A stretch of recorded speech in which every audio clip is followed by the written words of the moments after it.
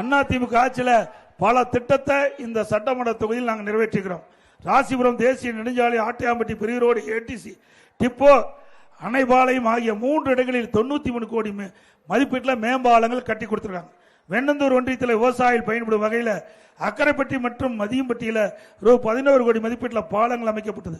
பாசன வேளாண்மை திட்டத்தில் 10 ஏரிகள், 8 அணைக்கட்டுகள் 25 கோடி மதிப்பில் அமைக்கப்பட்டது. இத்திட்டத்தின் மூலம் 3280 ஏக்கர் நிலங்கள் பாசனம் செய்யப்பட்டது. பொன்குறிச்சி முதல் அப்பநாயக்கன்பட்டி வரை புறவழிச்சாலை 45 கோடி அமைப்பில் அமைக்கப்பட்டது.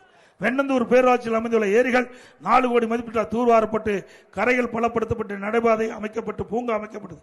வெண்ணந்தூர் ஒன்றியத்தில் ஒன்றிய அலுவலக கட்டிடம் 3 கோடி மதிப்பில் கட்டப்பட்டது.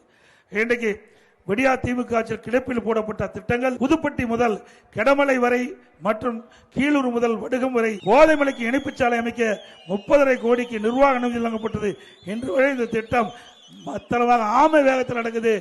அதிமுக ஆட்சி நடந்த பிறகு இந்த திட்டம் விரைந்து செயல்பட்டு மக்களுடைய பயன்பாட்டுக்கு கொண்டு வரப்படும்.